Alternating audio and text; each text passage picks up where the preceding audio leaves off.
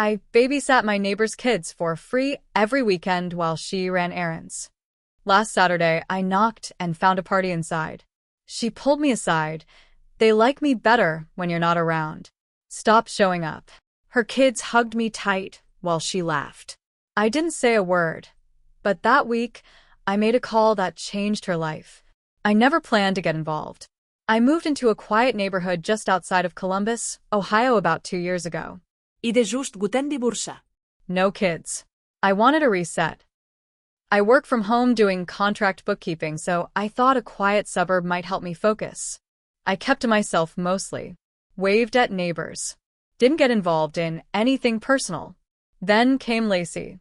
She lived across the street in a beige 2-story with fake flowers in the flower beds.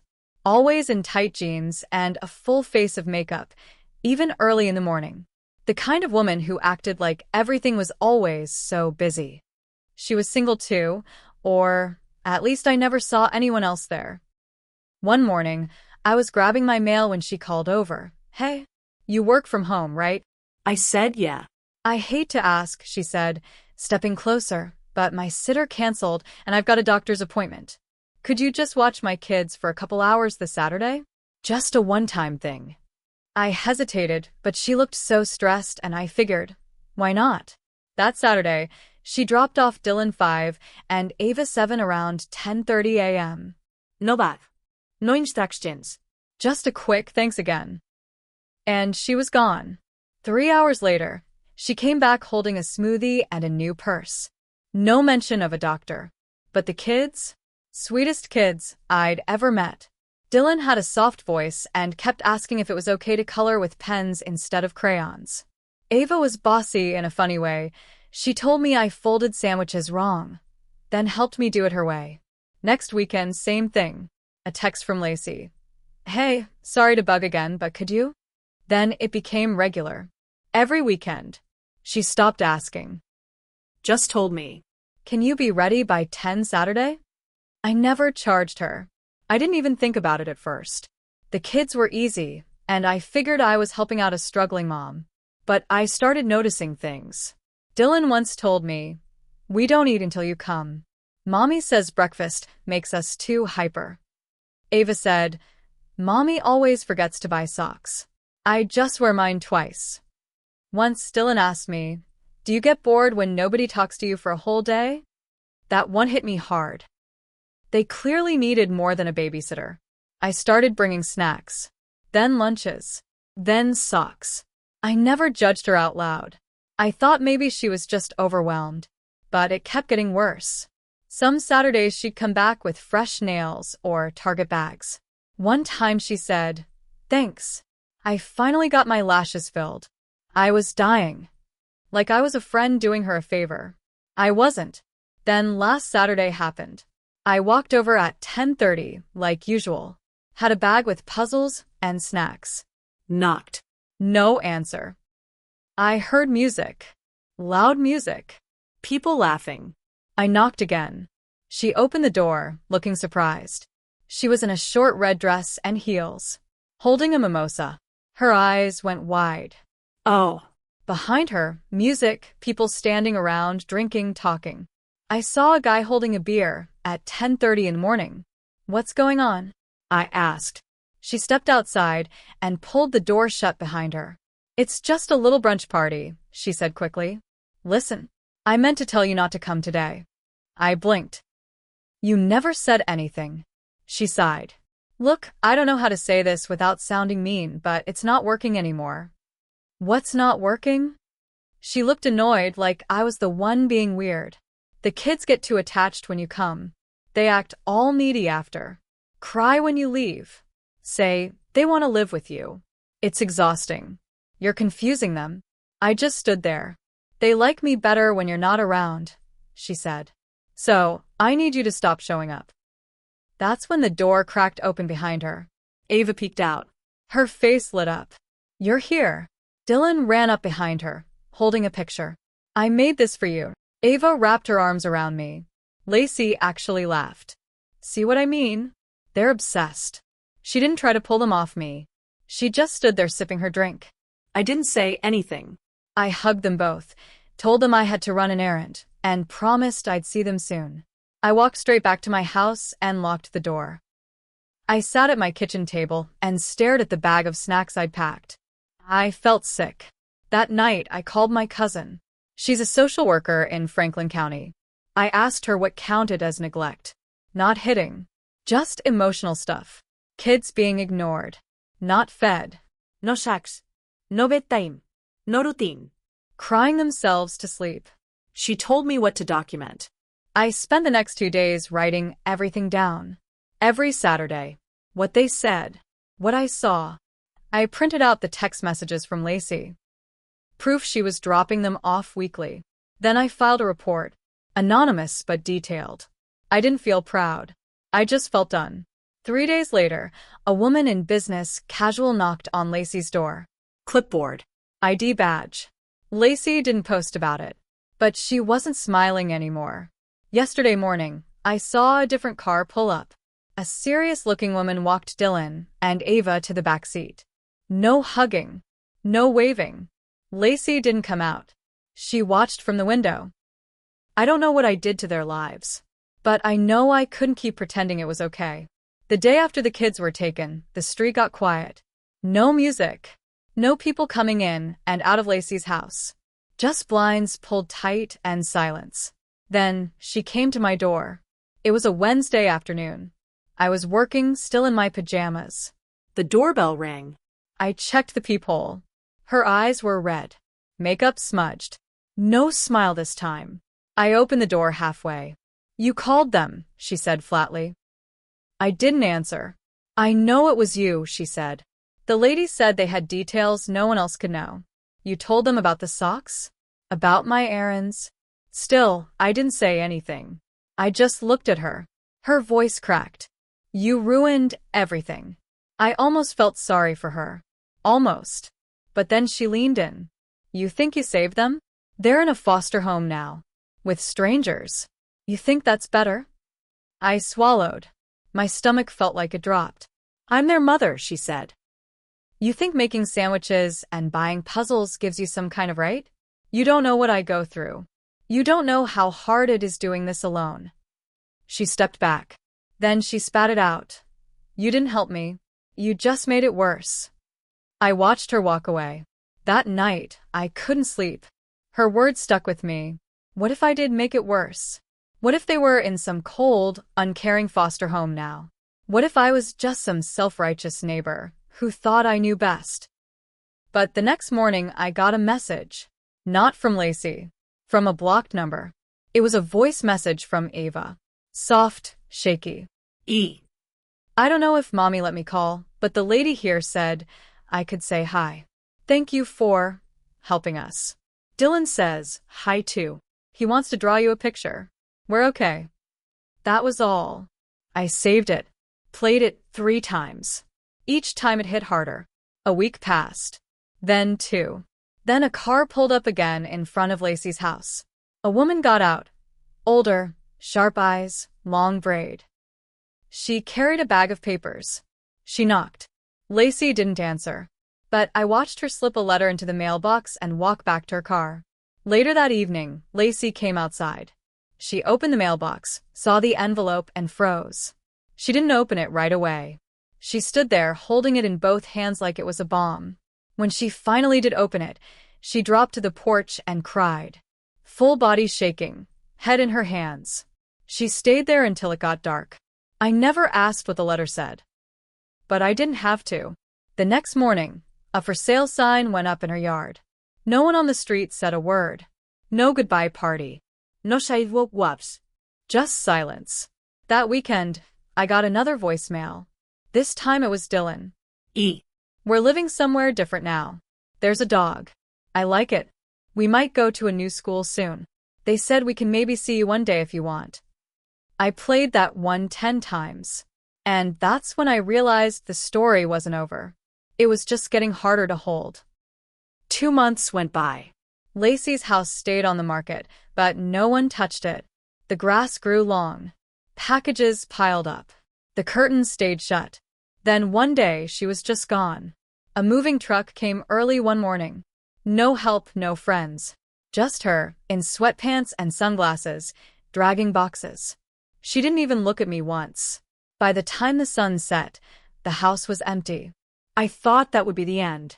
But it wasn't. One morning, I got a call from a number I didn't recognize. I almost didn't pick up. "Hi, is this Miss Harrow?" a woman's voice asked. "Yes, who's this?" "My name's Denise. I'm with Children's Services. I've been working with Ava and Dylan's case." My heart jumped. "Are they okay?" They are, she said. "Actually, that's why I'm calling. They've been placed with a relative, an aunt out in Gahanna. Stable home, quiet environment. They're doing better." I let out a breath I didn't know I was holding. "But here's the thing," she continued. "They keep asking about you." I didn't speak. "They mentioned you a lot in their interviews. They called you their Saturday person. Ava says you make the best peanut butter sandwiches and that you don't yell when they spill stuff. Dylan said you smell like laundry." I laughed a little at that, then caught myself. Denise paused. "I'm not calling to promise anything, but there's a possibility we could arrange a visit, just to help with their transition. Would you be open to that?" I said yes before she could finish the sentence. 2 weeks later, I met them at a library cafe on the east side of town. They ran to me like I hadn't missed a single Saturday. Ava had a new haircut. Dylan wore new sneakers. They looked brighter.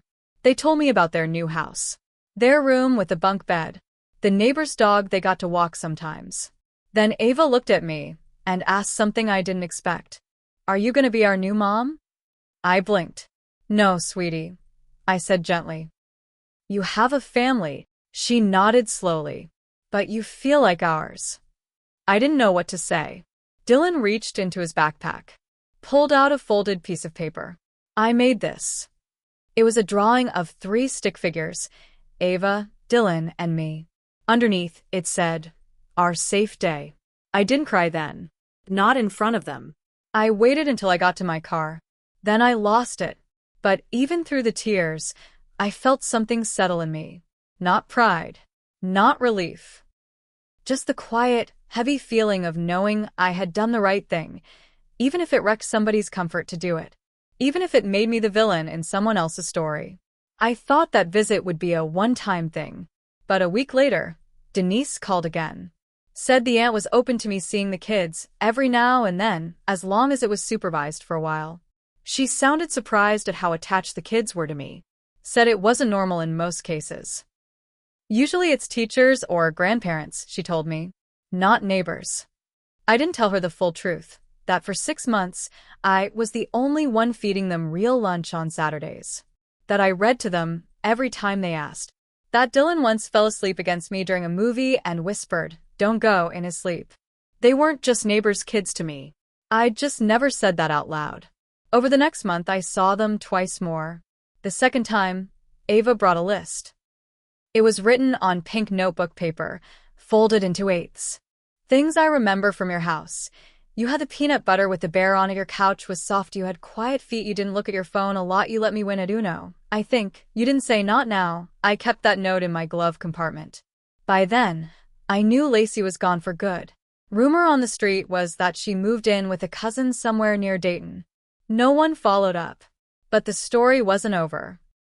Not really. One morning I got a package on my doorstep. No return address. Just my name, written in rushed handwriting. Inside was a small flat box. I opened it to find a USB drive and a sticky note.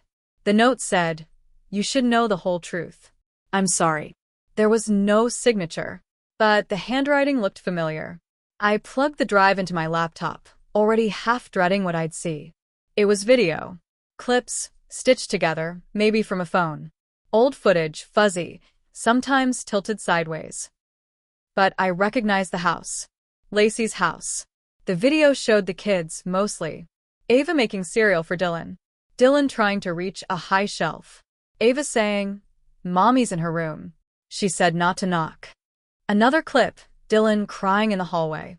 No sound. Just crying. Ava patting his back and whispering something. Then one more clip. A phone left recording on a counter. Lacey's voice in the background, laughing. She was on a call with someone. Her voice sharp, fast. I don't care, they're fine. They've got the neighbor now. She practically begs to take them. Honestly, I should start charging her. The video cut off. That's when I sat back and stared at the screen. That box, that video, had been mailed by someone who wanted me to see it. Someone who wanted to tip the scale. I don't know if it was regret or revenge. But either way, it told me one thing I hadn't let myself believe until now. I wasn't wrong to make that call. And someone out there knew it too. I didn't tell anyone about the USB. Not Denise. Not the kid's aunt. Not even my cousin, the social worker. I just kept it. Saved a copy on a separate drive. Locked the original away in a drawer. I didn't know what it would prove at that point. The kids were safe. Lacey was gone. And I had nothing left to prove. But it still sat with me. I started to wonder if the video had been sent by someone from one of Lacey's parties. One of those Saturdays she claimed she was running errands. Maybe a friend she bragged to. Maybe someone who'd seen more than they meant to. Maybe someone who realized she'd been lying to them, to the kids, to everyone. Then 3 weeks later there was a knock on my door. Not the quiet kind. This one was hard. Rushed. I opened it and found a man standing there. Early 40s, button-up shirt, tired face. "Are you Sarah Harrow?" he asked. I nodded slowly. I'm Kyle. I'm Lacey's brother. I didn't say anything. I just held the door, waiting. He looked down, then back up. I know she left. I know what happened. Still, I stayed quiet. I just found out about all this, he said. I live in Michigan. We're not close. Haven't talked in years. But a couple weeks ago, I got a call from Child Services. Said her kids were in care. Said I was listed as a backup contact. I nodded slightly. He looked like he didn't know how to stand. Kept shifting. I'm not here to yell at you, he said. I need to understand what happened. I've only heard her side. And it doesn't add up. That was the first time I let myself tell someone the full story. Not just the babysitting, but the socks, the skipped meals, the crying, the way Ava flinched when people raised their voices. The time Dylan asked me if I could be his real mom just for the weekend. I told him all of it. When I finished, he sat on my front steps and rubbed his face. She was like that as a kid too, he said finally. Always needed to be the center. Always needed someone else to do the hard parts. I didn't say anything. Then I asked, why now? Why come here? He pulled something from his coat pocket. A second USB drive. She mailed this to me, he said. Said if I ever wanted the truth, I should come talk to you. I blinked. So she did send it. He nodded like he read my mind. She thinks I'll take her side. But I've seen enough. Then he looked me right in the eye. I'm going to petition for guardianship. Not just visitation. Full. My chest tightened. I just wanted to ask, he said softly. Would you be willing to write something? A statement. About what you saw. For the court. I didn't hesitate. Yes, I said. I will. He nodded. Quiet. No more questions. When he left, I sat on the edge of my couch for a long time, holding that second USB like it was heavier than it was. For the first time in months, I felt something shift. Not hope, but something close. I wrote the statement. 4 pages. Plain, clear language. No anger. Just the truth. I included everything I could remember, including the Saturday she told me they liked her better when I wasn't around. I didn't add anything dramatic. I didn't need to. Denise called me a few weeks later.